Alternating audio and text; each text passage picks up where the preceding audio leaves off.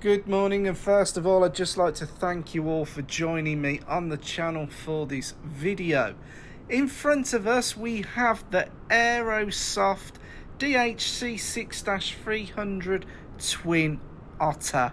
And before we go any further in the video, we have to do the obligatory startup sound. So let's just get this started up. I'm going to leave you with it for a minute and then I'll go into further details about the video.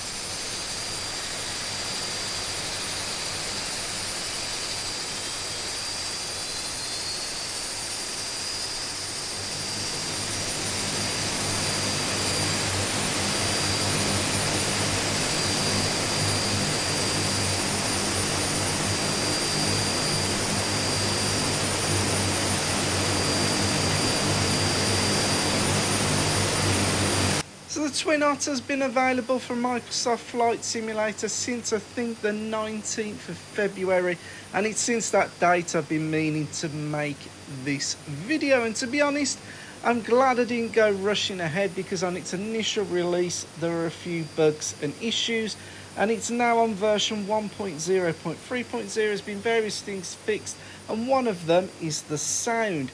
Now as we flip over there, you can see that this propeller aircraft is reversing backwards. So how's it doing that?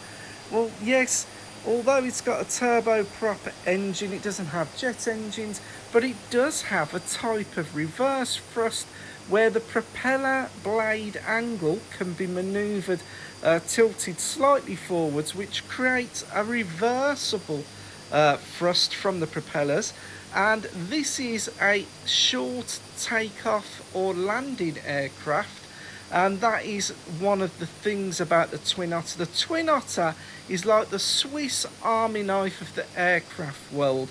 This thing has got many iterations. It can almost go anywhere, and that's what I absolutely love about this aircraft. And because I've got such a soft spot for this aircraft, I had to do a VR flight. Now, as you may know, I do fly in VR, but I don't do many VR videos on the channel because we haven't got a mirror from Microsoft just yet. But because this is the Twin Otter, I've sort of frigged the stereoscopic Microsoft VR mirror. Let me know in the comments if you think it's any good, and maybe I may do a few more videos like this. I haven't quite decided yet. Let me know. But anyway, for the VR flight in the Twin Otter, I am at Edinburgh International Airport, that is EGPH, and we're going to do about an hour's flight to the Stornoway Island, and that is EGPO. We're going to be flying to Stornoway Airport. So we're on the taxiway. The aircraft is sufficiently warmed up, got both engines running. Because I was messing about pressing the buttons, I've accidentally told the ATC that we're going to be doing a touch and go, which is not what we were intending to do, but anyway, I had to go with it. So we're going to be taxiing out to runway 06. I've already set, as you can see there on the Garmin system, I've already set the flight plan up. We're going to be using the GPS, and we're going to follow our way out. We're going to be going over the northern part of Scotland, picking up this Stornoway Island. And the weather, I don't know if you saw from the start of the video, it's quite blowy today, so there's quite a gusts of wind. And obviously, because I've already completed the flight, I can tell you this is a bit of a rough flight. If you're a passenger on the DHC-6, you've definitely been rattled about. So I've just taxiing out in between the ground staff there. I was looking around just to make sure we were clear. We're going to be taking a left turn to head out for 06 in the runway. Just checking the threshold as we're moving about. Now, there are a few things that I've sort of missed because I didn't go through the pre-flight checks. And before I line up, I should have put the auto feathering on. I forgot to do that. And it is recommended to take off with 10 degrees of flaps. I didn't actually set 10 degrees of flaps on the takeoff, but we're not going to worry about that. So yeah, we are just taxiing down. Now, I find that with the Twin Otter, it likes to get a bit of speed up. They're quite powerful engines, so I've got it backed up, almost back to idle, but it still likes to pull. And when you were taxiing the Twin Otter, you were actually operating a little hand rail. You can't see that because I've got the view zoomed in on the mirror, but it's a little hand bar that you move up and down to control the taxiing wheel. And I've just jumped there to cut a bit of the taxiing out because we would be taxiing forever. And as we're coming up to the threshold of the runway, I backed off completely on the throttle now.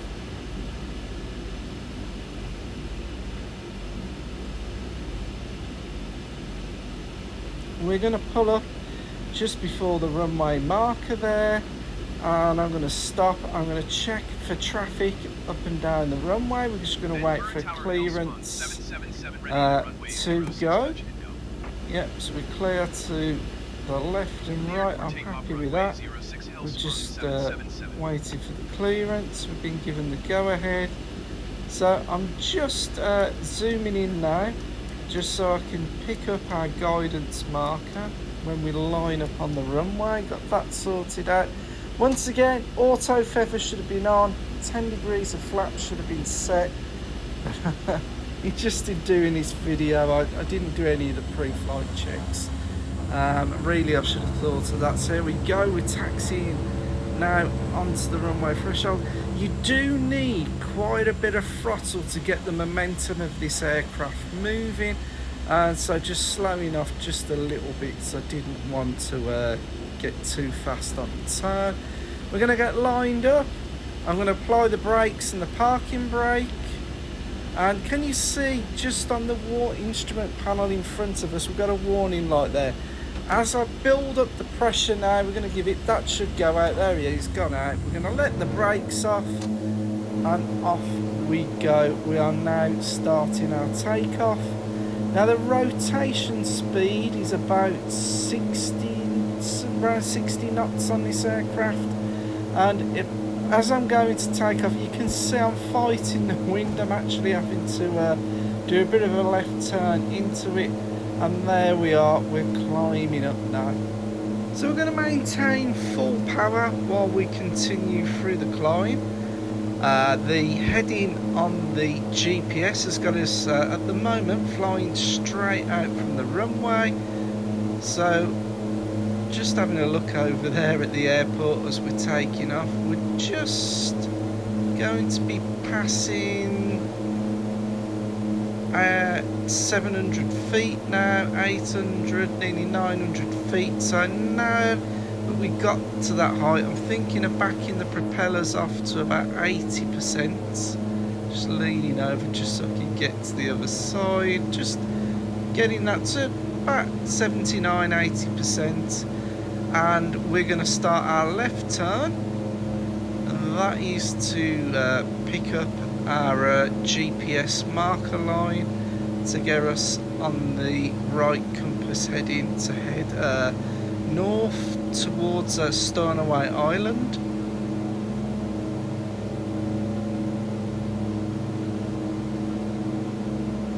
And although it is windy, we're quite clear with the weather at the minute. And in the UK yesterday, it was a stunning day. It was cold, but up north they've still caught the tail end of the stormy weather.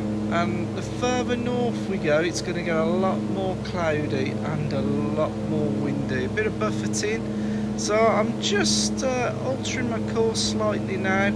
We're just going to start lining up in line with the GPS, and we can just see below us the bridges coming out of Edinburgh. So that is the fourth bridge, the A900 road at the Queen's Ferry crossing bridge that is just down below us. Now you might just saw me looking up there.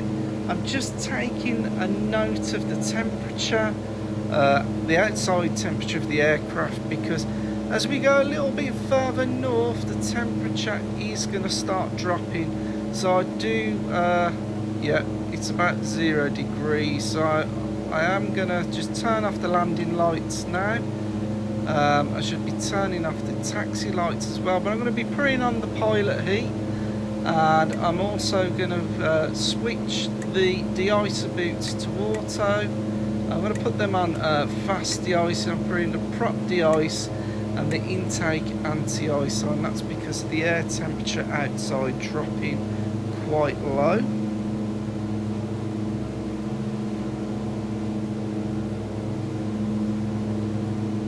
So at this stage of the flight, what I'm going to start doing, I'm having a look at the coordinate on the GPS, and I'm going to be setting up the heading bug to match that, which I'm just doing now, just gets us on the right trajectory. I'm also going to back off the throttle now. I'm going to bring it back a bit as we were going full power on the throttle there. That's just going to level us off on the speed, and then I'm going to be thinking about engaging the autopilot, and when I put that on, I'm going to set up the heading lock so that basically we can let the plane take care of the flight, and I can just sit back and monitor the instruments. I'm just setting the heading lock there now, so that will be following our trajectory on the GPS from my heading bug that I've set there. And I'm using the heading bug because I can manually tune the flight path. Now, as I mentioned earlier, the further north we head, the more we're running into these clouds, and luckily there isn't much precipitation up here. There's not wet weather as such, but obviously clouds and moisture, and with the air temperature outside, that's why I've already set up the de-icing settings on the aircraft, because obviously flying through clouds is moisture. It can freeze around the intakes and the wings, so it's quite important to put them on. And I'm now finally going to turning the taxi lights off, and I'm just going to look at some of the cabin lighting for the passengers in the rear.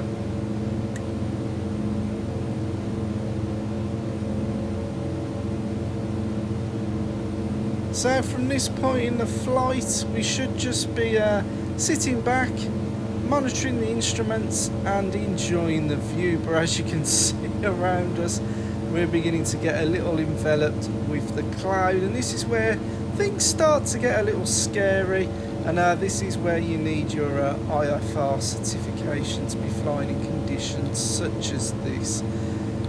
But we do get some breaks in the weather, as you're about to see just as we switch over, and this is the view that I would have liked to have give you from the north of Scotland. The scenery when we've not got the cloud covering it is just stunning in this area. The north coast of Scotland has just got some, well, it's got hills, it's got small mountain ranges, it's got lots of lakes, it's got beaches, it's got everything, and I do want to go to the north coast of Scotland. I've never actually done it, you know, I've never been that far north. I want to take my car up there, I want to do the North Coast 500, but that's a lot of hotel stops if you want to do it properly.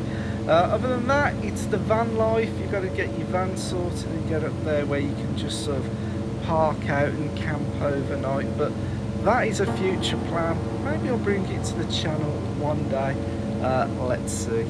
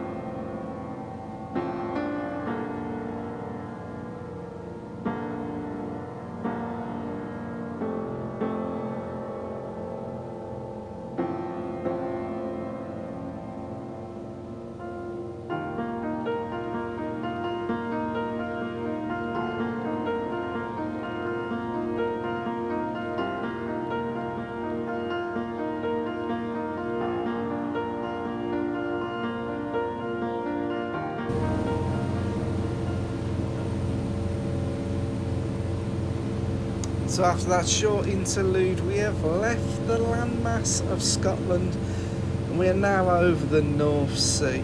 And for this part of the flight, you can actually, I think, see that the clouds are drawing in somewhat.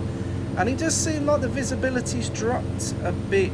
And as I'm flying through this part of the flight, I do keep checking towards the GPS. I'm beginning to think, okay, where's the land? I can't see the land. And it's actually surprising that how much further out the Stoneway Island is, or Stoneway Airport that we're going to be landing at, is than you think. And as you're flying out across the sea, you do feel somewhat slightly vulnerable, I'd say. But we've got plenty of fuel aboard. If we needed to turn back, we can do with ease, and made sure we got enough fuel on for this flight. So as I just mentioned previously, the weather in this area is a lot worse. There's a lot of low visibility and mist. As you can see from the landmass there, it's quite misty down below. So as we're about 8 nautical miles from the runway, I've put the landing lights on. Now, how the GPS has got us landing at Stornoway Airport, we're sort of like going to go past the airport and come back like on a 180 on us, so we can come straight in on the runway. But although I've got the GPS, I'm just following the GPS line. I'm not using any of the autopilot navigation systems to do the landing. So this landing is going to be a manual landing, and that's why I keep referring to the GPS at the minute, because I'm not familiar with the area. This is the very first time I'm going to be landing at the Stornoway Airport, and unless you're a converse pilot, you are fully used to using the instruments or the GPS and VOR navigation, and you're really tuned in. This is where flights can get very, very dangerous, because when you've got good visual flight conditions, you can see far enough out to know and work out exactly where you are and where you're going. But when the visibility is lower, or you've got near no visibility, you haven't got a hope in hell of getting down, and that's where your instruments really come into the landing. Now, I'm not a real world pilot. I've obviously had some sort of piloting experience, and I've played Microsoft flight simulators on and off over the years, but every day is a school day in Microsoft flight simulator. It's still so much that I want to learn, need to learn, and instrument navigation is something that I'm a little bit sketchy on at the moment, and I'm working on. Obviously, it's time and effort. The more time you put into something, the more effort and rewards you're going to get back. Now, what I was struggling with here, as you can see, the landmass, it really is covered in this low mist, and I'm just at the minute, I'm trying to refer to the GPS, because what the GPS is doing, it's bringing us at a point out past the runway, and then it's almost going to make us do a left turn, a real sharp left turn back, so we can line directly up the runway. But if you've got local knowledge of the area, you've got more idea of the layout of the terrain and the place. You've got more idea where the runway is going to be. And this landing, it was a little bit sketchy. We'll see that coming up in a minute. So I'm just keeping an eye, and actually, as you've just seen there, I've just had a look at the temperature. We're now about 6 degrees, so I'm turning the pilot heat off, and the de-icer boots and the anti-icing, because we don't need that now. Temperature's up enough not to be running that. So I'm starting this left turn, and we're going to start coming back in a minute down towards the runway. But I think in hindsight, I should have flew out a bit further and give myself more chance of the approach, because with the weather conditions, I know the runway's coming up, but I don't know where. I'm looking at the GPS, I'm trying to get a reference, but at the minute, because of the low visibility, I cannot spot the runway. Obviously VR is an absolutely massive help when it comes to landings. You've got an idea of height, you can get a better idea of judging speed, but it's not that, it's the visibility. The visibility that you've got in VR is so much better than on a flat TV screen. And obviously I've tried to keep this video as short as I can. This was an hour's flight. I think we got it down to about 29 minutes now. I am looking out for the runway. I'm still struggling to spot it. I know we're almost upon it now. And with the sun and this low mist and haze, it's difficult to pick it up. And hang on, it's to the right of me. I've got it now, there it is. Now I've saw that really late, and I am actually gonna have to do a bit of manoeuvring, but this is one of the things about the Twin Otter. It's a highly manoeuvrable aircraft, and it's good at short takeoff and landings. And even though I haven't given myself, you know, a good lineup for the runway here, I know I can get the speed back, and I know we can get down. And even if I've got to, you know, bring it down a little bit, it's like I say, it's a little bit of a janky landing. We can use the reverse thrust from the propellers to slow us if we get this a little out of line. But at the minute we're good. I mean, like I say, we're coming down a bit quickly, but I'm going to level out. It's all going to be good. The VASI lights, we gave a good indication there. So it was a last minute sight, the runway. We're down, we bounced, we're dropping, and we're down, and we're slowing the aircraft down, and we're down, we've landed. So it wasn't a disaster. Anytime you land on the runway, you know, you've done your job. And we're down, and we're now going to be taxiing towards the end of the runway. As I said from the start of the video, I screwed up the ATC. Otherwise we would have been announcing our landing intentions, and we would have been had clearance to land, but that got screwed up. But oh well. I wasn't going to reshoot this, considering it was an hour's video, and also if I'd reshot it, it wouldn't have been a genuine first time landing.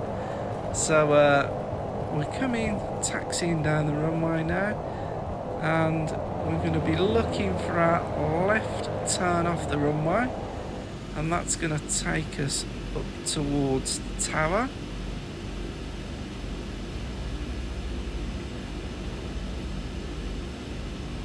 So slowly working our way down.